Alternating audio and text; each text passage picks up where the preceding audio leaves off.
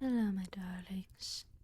So, as I was getting everything ready to upload on YouTube, I realized that the footage for Chapter 7 was missing.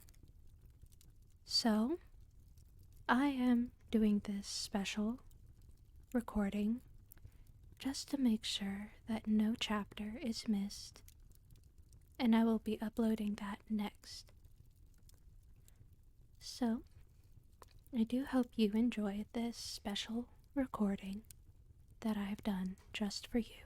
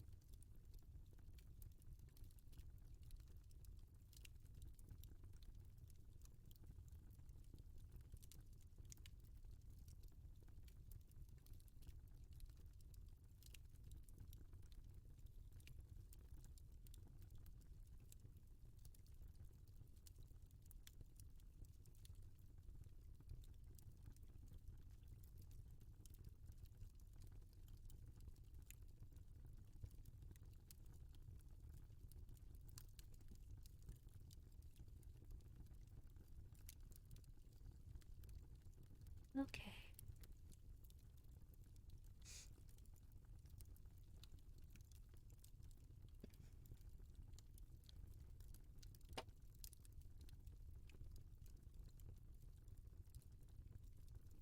I'm sorry that took a second.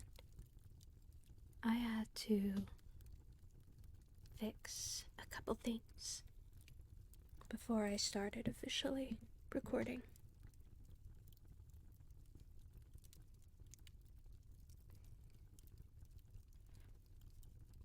But here we go, back to Chapter 7 of The Last Unicorn.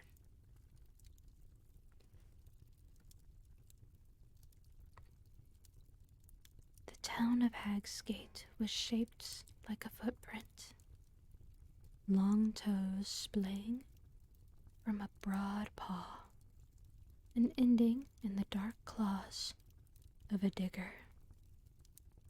And indeed, where the other towns of King Haggard's realm seemed to scratch like sparrows at the mean land, Hagsgate was well and deeply dug in. Its streets were smoothly paved, its gardens glowed, and its proud houses might have grown up out of the earth like trees. Lights shone in every window, and the three travelers could hear voices and dogs barking and dishes being scrubbed until they squeaked. They halted by a high hedge, wondering.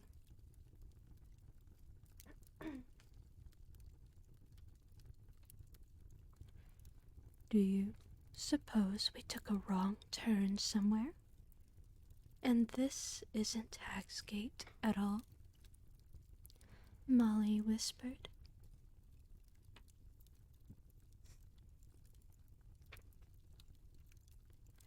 She brushed foolishly at her hopeless rags and tatters.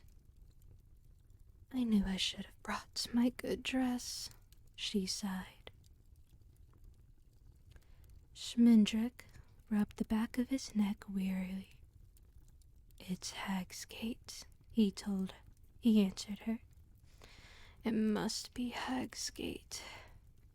And yet, there's no smell of sorcery, no air of black magic. But why the legends, then? And why the fables and fairy tales? very confusing, especially when you've had half a turnip for dinner.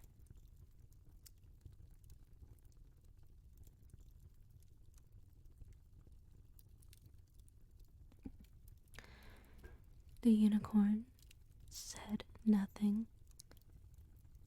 Beyond the town, darker than dark, King Haggard's castle teetered like a lunatic on stilts. And beyond the castle, the sea slid. The scent of the Red Bull moved in the night. Cold among the town's smells of cooking and living. Schmindrick said, "The good people must all be indoors, counting their blessings. I'll hail them."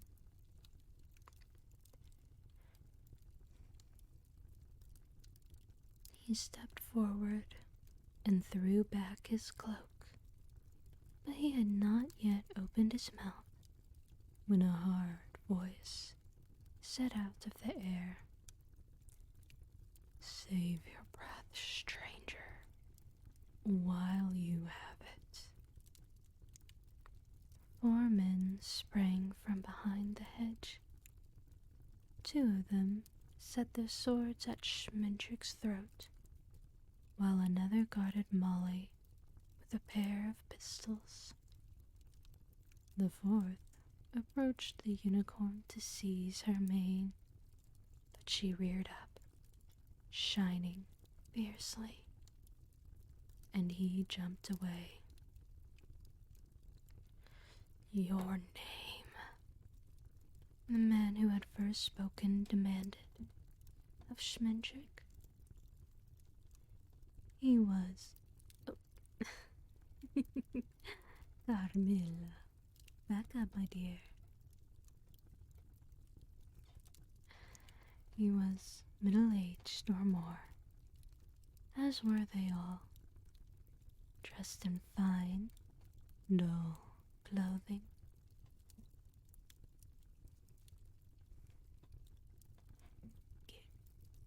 Gick, said the magician, "because of the swords." Gick, mused the man with the pistols. "An alien name." "Naturally," the first man said. "All names are alien in Hagsgate." "Well, Mr. Gick," he went on, lowering his sword slightly to the point where Schmindrick's collarbones converged. "If you and Miss Gick would kindly tell us what brings you skulking here." Schmindrick found his voice at that. "I hardly know that woman," he roared. "My name is Schmindrick, Schmindrick the magician, and I am hungry and tired and unpleasant. Put those things away, or you'll each have a scorpion by the wrong end." The 4 men looked at one another. "A magician," said the first man. "The very thing." 2 of the others nodded, but the man who had tried to capture the unicorn grumbled. "Anyone can say he's a magician these days. The old standards are gone. The old values have been abandoned. Besides, a real magician has a beard Well, if he isn't a magician, the first man said lightly, he'll wish he were soon enough. He sheathed his sword and bowed to Schmidrick and Molly. I am Drin, he said, and it is possibly a pleasure to welcome you to Hagsgate. You spoke of being hungry, I believe. That's easily remedied.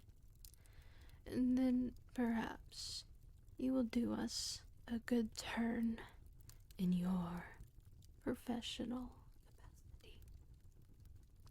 Come with me. Grown suddenly gracious and apologetic, he led them towards a lighted inn, while the three other men followed close behind. More townsfolk came running up now, streaming eagerly from their houses, with their own dinners half eaten and their tea left steaming, so that by the time Schmidrick and Molly were seated, there were nearly 100 people wedged together on the inn's long benches, jamming into the doorway and falling through the windows. The unicorn, unnoticed, paced slowly after them, a white mare with strange eyes. The man named Drin sat at the same table with Schmidrick and Molly, chattering as they ate, and filling their glasses with a very black wine. Molly drank very little.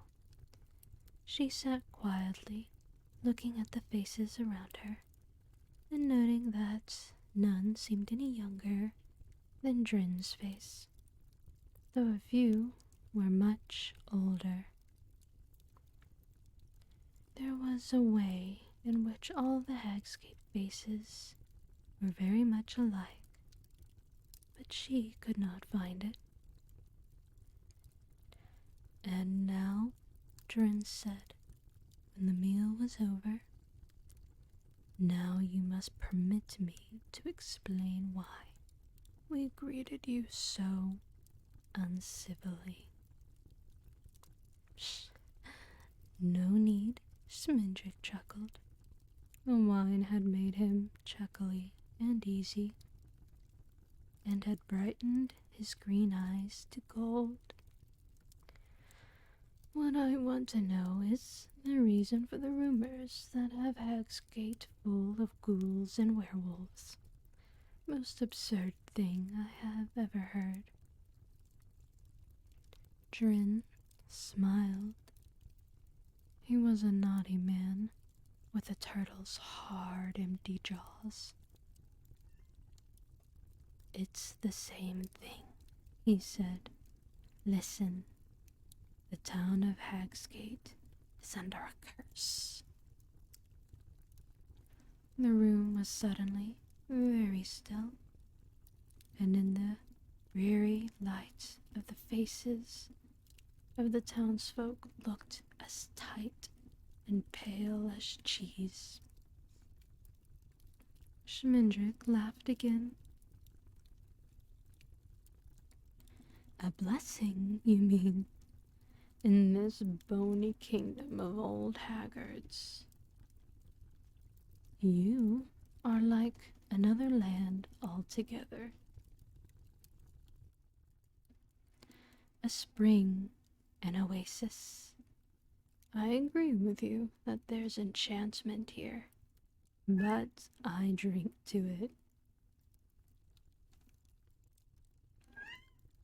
Drin stopped him as he raised his glass. Not that toast, my friend.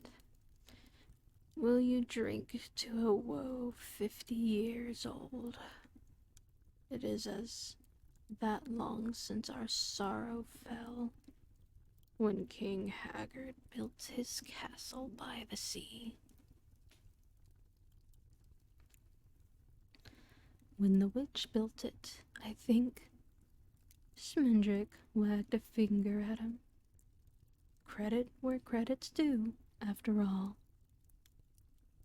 Ah, you know the story, Drin said. Then you must also know that Haggard refused to pay the witch when her task was completed. The magician nodded. Aye, and she cursed him for his greed. Cursed the castle, rather. But what's that to do with Hagsgate? The town has done the witch no wrong.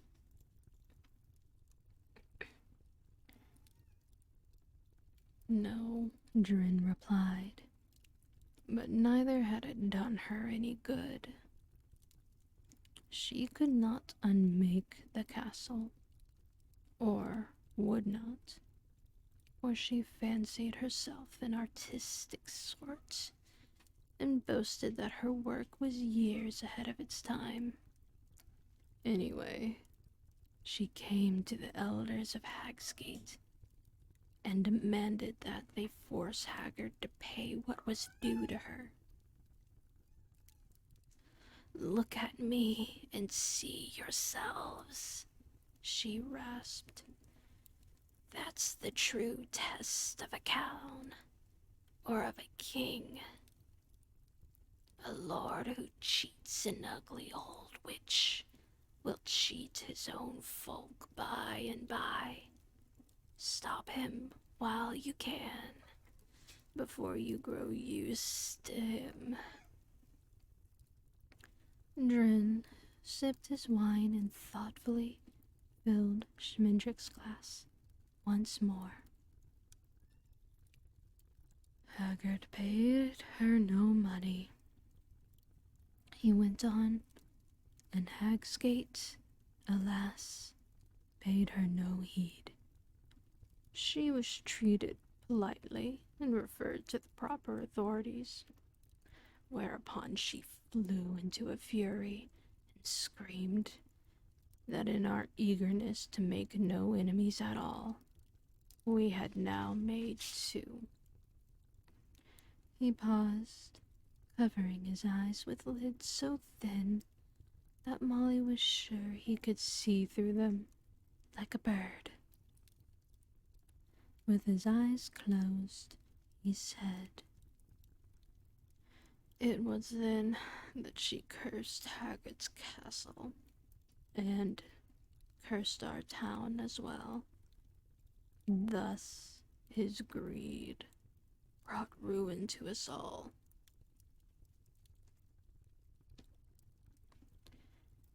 In the sighing silence, Molly Grew's voice came down like a hammer on a horseshoe, as though she were once again berating poor Captain Cully. "Haggard's less at fault than you yourselves," she mocked the folk of Hagsgate, "for he was only one thief, and you were many. You earned your trouble by your own avarice, not your king's." Drin opened his eyes and gave her an angry look. "We earned nothing," he protested. "It was our parents and grandparents whom the witch asked for help, and I'll grant you that they were as much to blame as Haggard in their way. We would have handled the matter quite differently." And every middle-aged face in the room scowled at every older face. One of the old men spoke up in a voice that wheezed and meowed. you would have done the same just as we did. There were crops to harvest and stock to tend, as there still are. There was Haggard to live with, as there still is. We know you very well how you would have behaved. You are our children. Drin glowered him down, and other men began to shout spitefully, but the magician quieted them all by asking, "What was the curse? Could it have anything to do with the Red Bull?" The name rang coldly, even in the bright room, and Molly felt suddenly lonely. On an impulse, she added her own question, though it had nothing to do with the conversation. "Have any of you ever seen a unicorn?"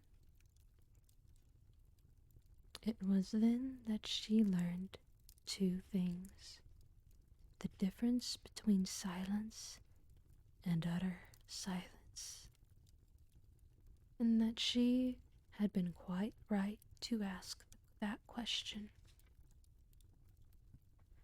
The Hagscape faces tried not to move, but they did move. Drin said carefully, "We never see the bull, and we never speak of him. Nothing that concerns him can be any business of ours. As for unicorns, there are none. There never were." He poured the black wine again. "I shall tell you the words of the curse," he said. He folded his hands before him and began to chant. "You whom Haggard holds in his thrall, share his feast and share his fall. You shall see your fortune flower, till the torrent takes the tower. Yet none but one of Hagsgate's town may bring the castle swirling down." A few others joined in as he recited the old malediction. Their voices were sad and far, as though they were not in the room at all, but were tumbling in the wind high over the inn's chimney, helpless as dead leaves. "What is it about their faces?" Molly wondered. "I almost know." The magician sat silently by her, rolling his wineglass in his long hands. "When those words were first spoken," Drin said, "Haggard had not been long in the country, and all of it was still soft and blooming. All but the town of Hagsgate. Hagsgate was then as this land had become, a scrabbly, bare place where men put great stones on the roofs of their huts to keep them from blowing away."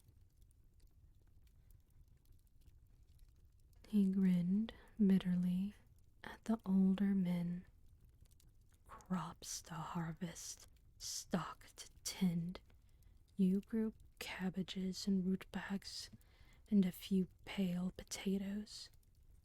And in all of Hagsgate there was but one weary cow.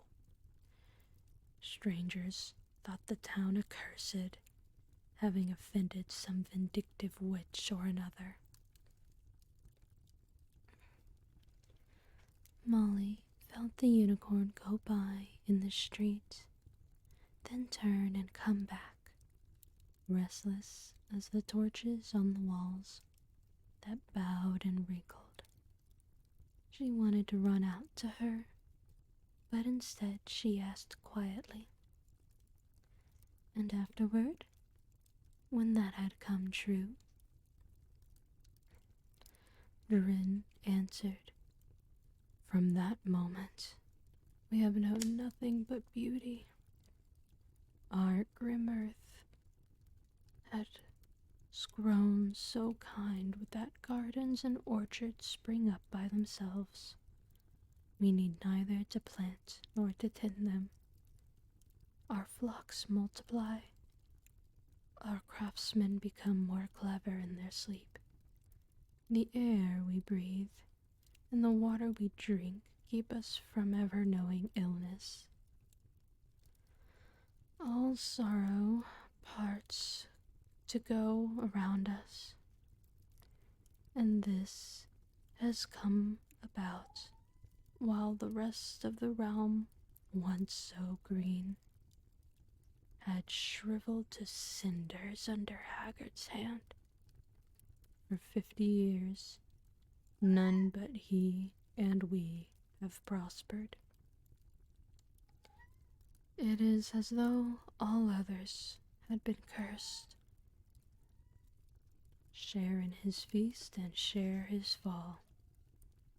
Schmendrick murmured, "I see, I see."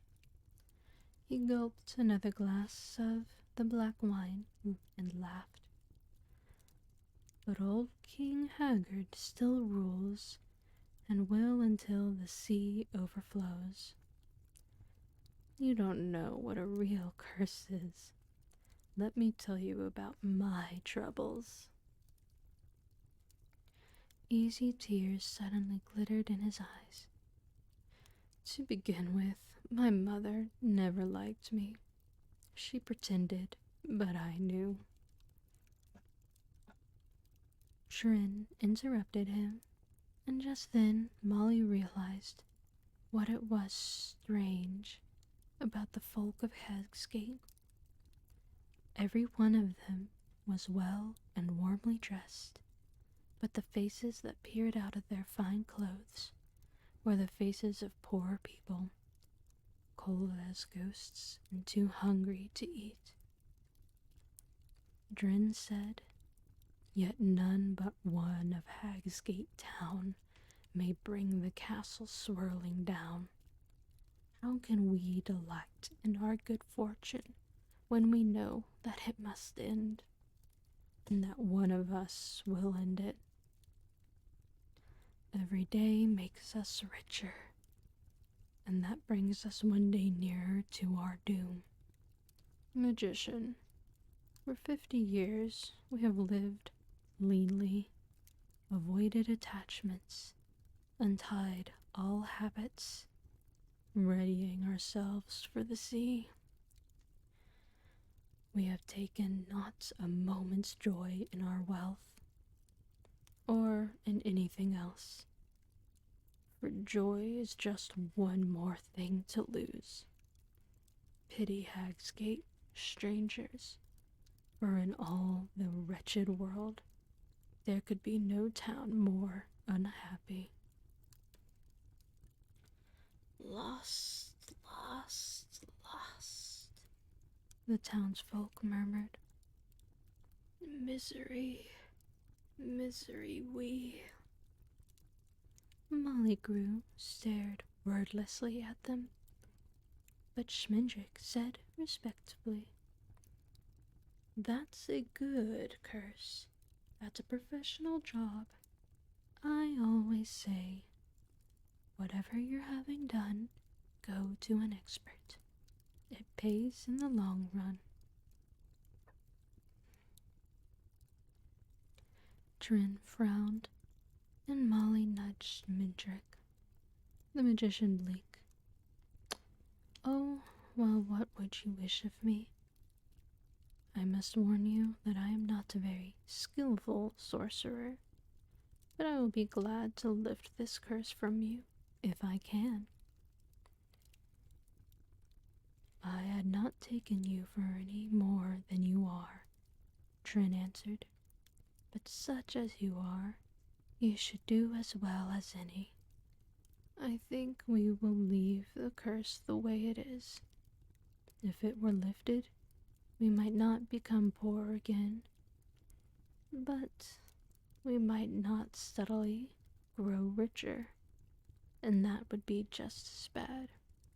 No, our real task is to keep Haggard's tower from falling, and since the hero who will destroy it can only come from Hagsgate, this should not be impossible.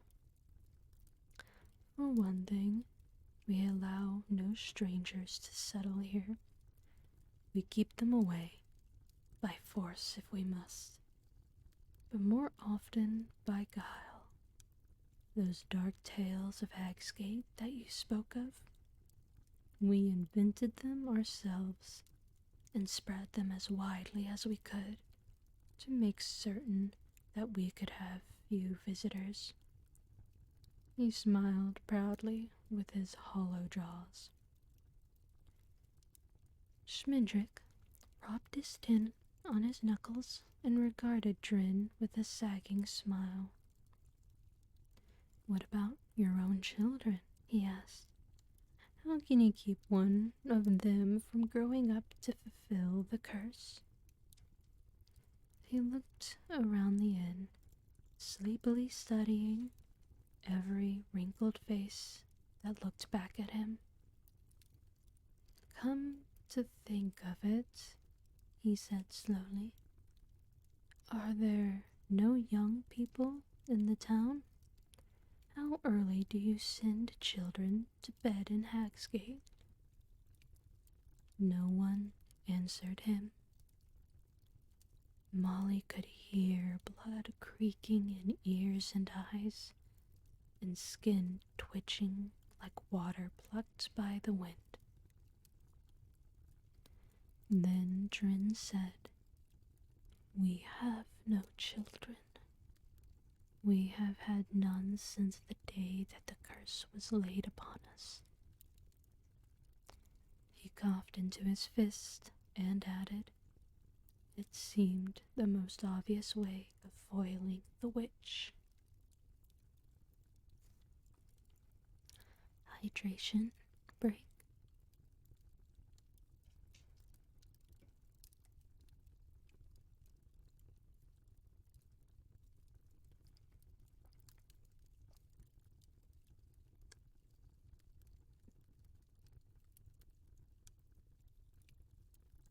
Hmm.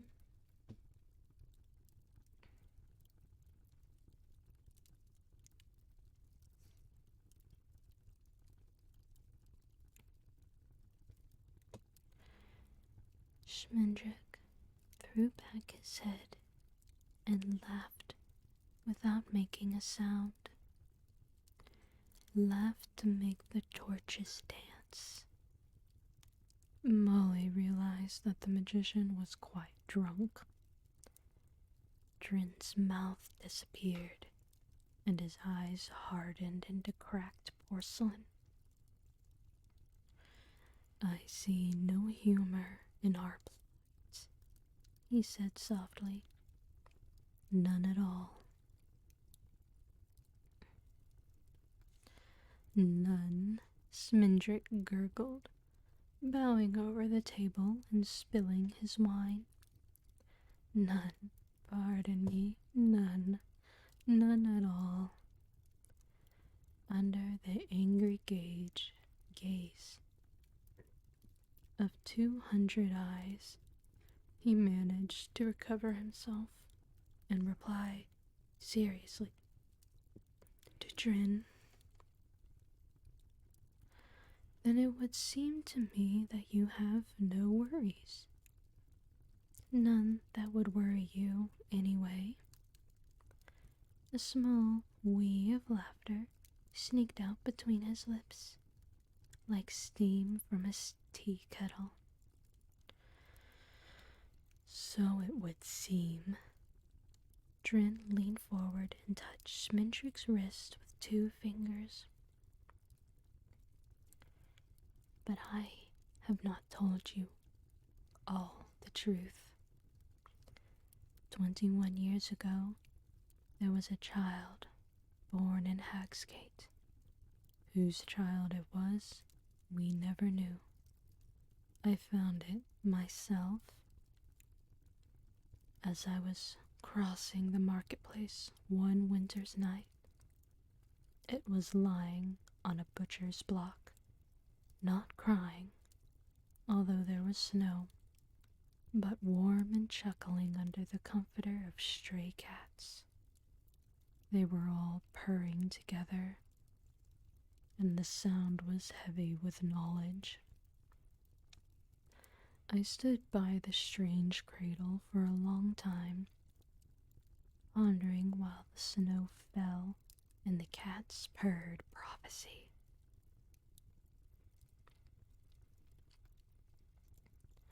He stopped, and Molly Grew said eagerly, "You took the child home with you, of course, and raised it as your own?" Drin laid his hands palm up on the table. "I chased the cats away," he said, "and went home alone." Molly's face turned the color of mist. Drin shrugged slightly. "I know the birth of a hero when I see it," he said. "Omen's importance, snakes in the nursery. Had it not been for the cats, I might have chanced the child. But they made it so obvious, so mythological. What was I to do? Knowingly harbor Hagsgate's doom?" His lip twitched as though a hook had set in it. "As it happens, I erred, but it was on the side of tenderness. When I returned at sunrise, the baby had vanished." Schmendrick was drawing pictures with his finger in a puddle of wine, and might have heard nothing at all. Drin went on. "Naturally, no one ever admitted to leaving the child in the marketplace, and though we searched every door from cellar to dovecote, we never found it again. I might have even concluded that wolves had taken the brat, or even that I had dreamt the whole encounter, cats and all. But for the fact that on the very next day, a herald of King Haggard's came riding into the castle, into the town, ordering us to rejoice. After 30 years of waiting, the king had a son at last." He looked away from the look on Molly's face. "Our foundling, incidentally, was a boy." Schmendrick lit the tip of his finger and looked up. "Lear," he said thoughtfully. "Prince Lear." But there was no other way to account for his appearance. "Not likely," Drin snorted. "Any woman that would have married Haggard, even Haggard would refuse." He gave out the tale that the boy was a nephew, whom he graciously adopted on the death of his parents. But Haggard has no relatives, no family. There are those who say that he was born of an overcast, as Venus was born out of the sea. No one would give King Haggard a child to raise." The magician calmly held out his glass and filled it himself when Drin refused. "Well, he got one somewhere, and good for him. But how could he have come by your little cat baby?" Drin said, He walks into Hag's Gate at night. Not often, but now and then. Many of us had seen him. Tall, haggard, gray as driftwood, prowling alone under an iron moon, picking up dropped coins, broken dishes, spoons, stones, handkerchiefs, rings, stepped on apples, anything, everything. No reason to it. It was Haggard that took the child.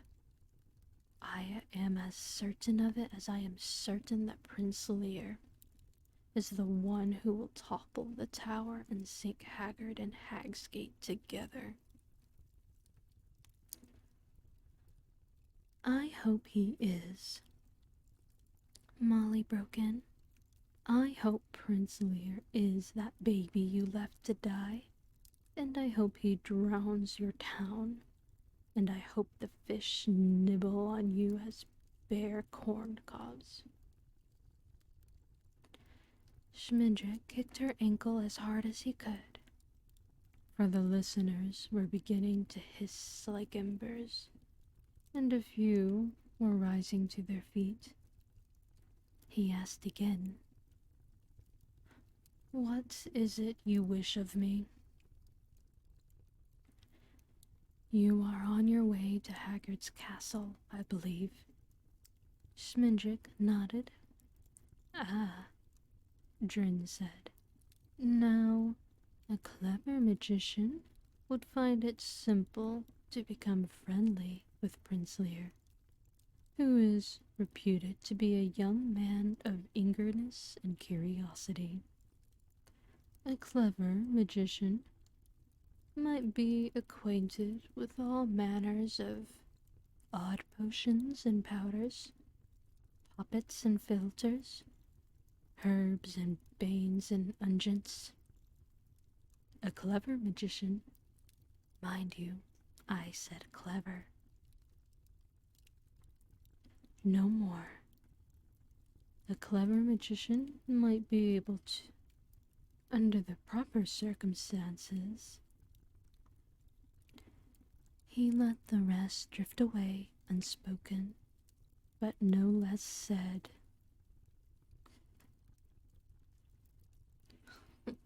"For a meal?" Schmidrick stood up, knocking his chair over. He leaned on the table with both hands, breathing harshly. "Is that the going rate these days? Dinner and wine, the price of a poisoned prince?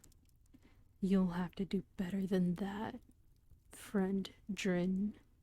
I wouldn't do in a chimney sweep for such a fee." Mulligrew gripped his arm, crying, "What are you saying?" The magician shook her hand away, but at the same time he lowered one eyelid in a slow wink.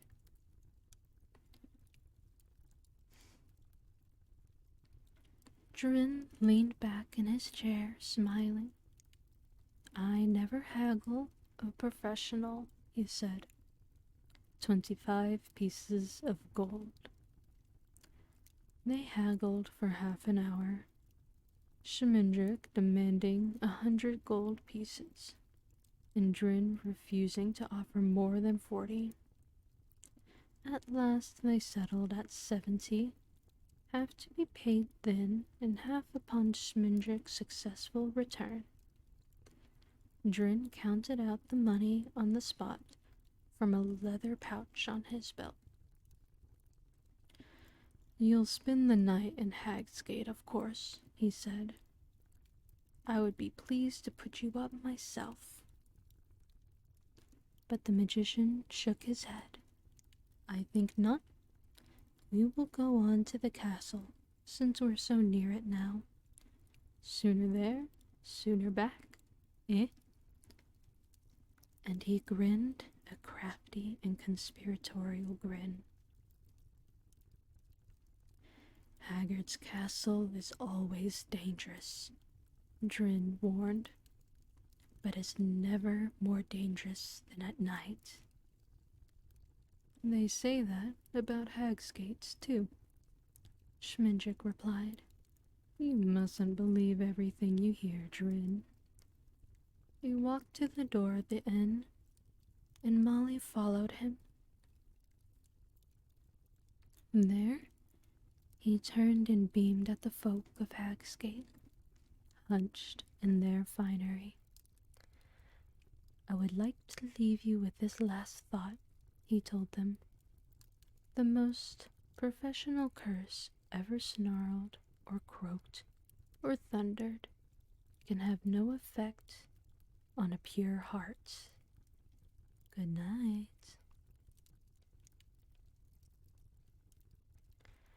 Outside, the night lay coiled in the street, cobra cold and scaled with stars. There was no moon. Schmindrick stepped out boldly, chuckling to himself and jingling his gold coins. Without looking at Molly, he said, Suckers! To assume so lightly that all magicians dabble in death. Now, if they had wanted me to lift the curse, I might have done that for no more than the meal. Of course, I might have done it for a single glass of wine. I'm glad you didn't, Molly said savagely. They deserve their fate. They deserve worse.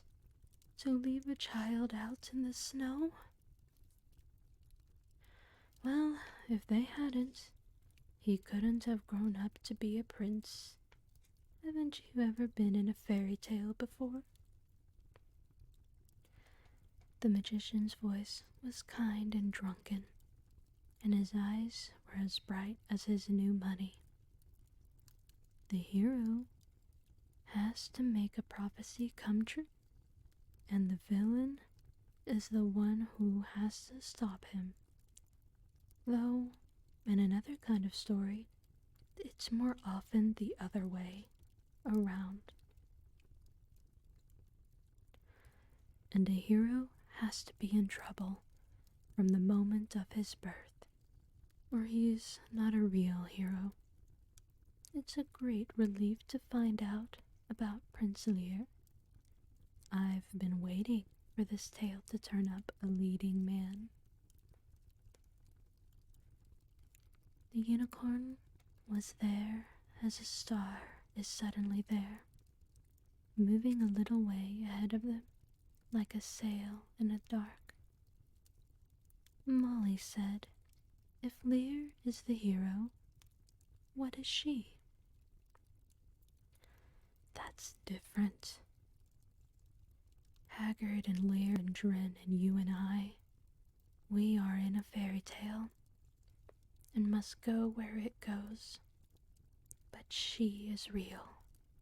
She is real. Schmindrick yawned and hiccuped and shivered all at once. We'd better hurry, he said. Perhaps we should have stayed the night, but old Drin makes me nervous. I'm sure I deceived him completely, but all the same. It seemed to Molly, dreaming and waking as she walked, that Hagsgate was stretching itself like a paw to hold the three of them back, curling around them and batting them gently back and forth, so that they trod in their own tracks over and over. In 100 years, they reached the last house and the end of the town. In another 50 years, they had blundered through the damp fields, the vineyards, and the crouching orchards. Molly dreamed that sheep leered at them from treetops, and that cold cows stepped on their feet and shoved them off the withering path. But the light of the unicorn sailed on ahead, and Molly followed it, awake or asleep.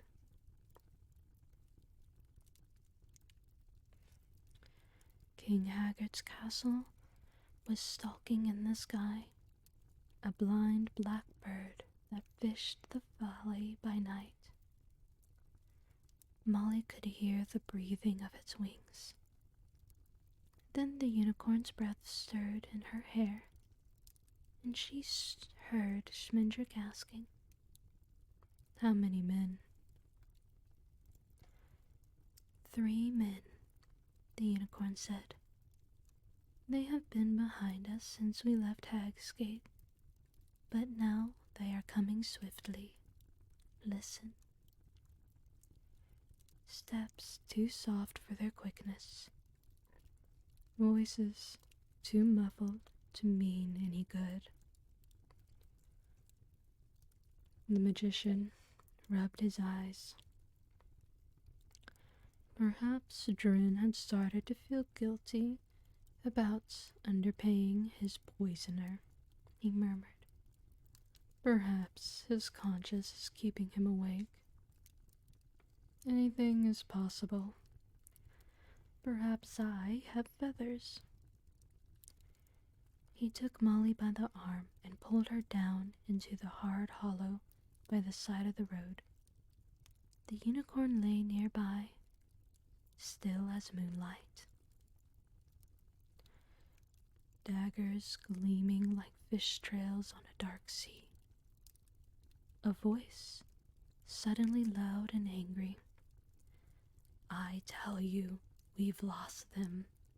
We passed them a mile back, where I heard that rustling.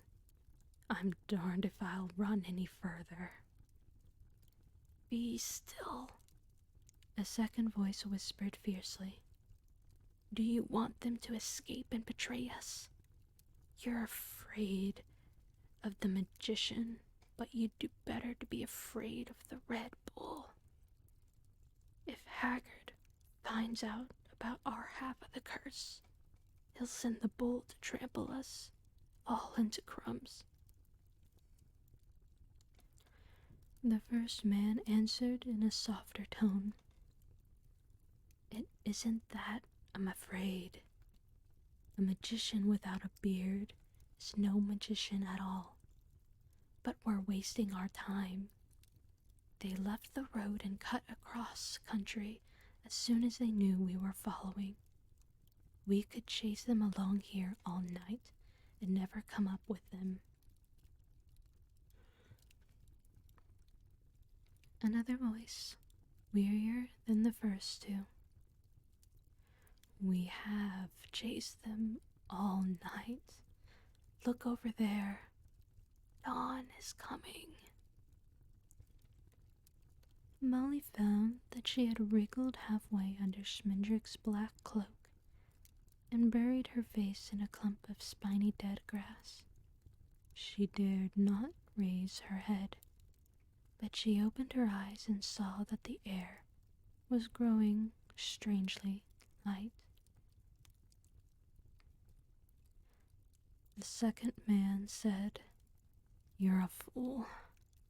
It's a good 2 hours to morning, and besides, we're heading west." "In that case," the third voice replied, "I'm going home." Footsteps started briskly back up the road. The first man called, "Wait, don't go. Wait, I'll go with you." To the second man, he murmured hastily, "I'm not going home. I just want to retrace our trail a little away. I still think I heard them, and I've dropped my tinderbox somewhere." Molly could hear him edging off as he spoke. "Darn you for cowards," the second man swore. "Wait a moment then. Wait till I try what Drin told me." The retreating footsteps hesitated, and he chanted loudly.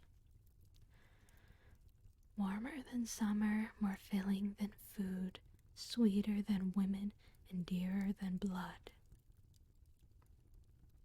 Hurry, the third voice said. Hurry, look at the sky. What is this nonsense? Even the second man's voice was growing nervous. It isn't nonsense. Drin treats his money so well that it cannot bear to be parted from him. Most touching relationship you ever saw. This is the way he calls to it. He went on rapidly, quivering a little. Stronger than water and kinder than dove, say the name of the one you love. Drin. Ring the gold coins in Schmendrick's purse. Drin, drin, drin, drin. Then everything happened. The ragged black cloak whipped against Molly's cheek as Schmendrick rolled to his knees, groping desperately for the purse. It buzzed like a rattlesnake in his hands. He hurled it as far into the brush, but the three men were running at them, daggers as red as though they had already struck. Beyond King Haggard's castle, a burning brightness was rising, breaking into the night like a great soldier. The magician stood erect, menacing the attackers with demons, metamorphoses, paralyzing ailments, and secret judo holds. Molly picked up a rock. With an old, gay, terrible cry of ruin, the unicorn reared out of her hiding place. Her hooves came slashing down like a rain of razors. Her mane raged, and on her forehead she wore a plume of lightning. The three assassins dropped their daggers and hid their faces. And even Molly Grew and Schmendrick cowered before her. But the unicorn saw none of them. Mad, dancing, sea white, she bellowed her challenge again. And the brightness answered her with a bellow that sounded like the sound of ice breaking up in the spring. Drin's men fled, stumbling and shrieking. Haggard's castle was on fire, tossing wildly in a sudden cold wind. Molly said aloud, "But it has to be the sea. It's supposed to be." She thought that she could see a window, as far away as it was, and a gray face. Then the Red Bull came.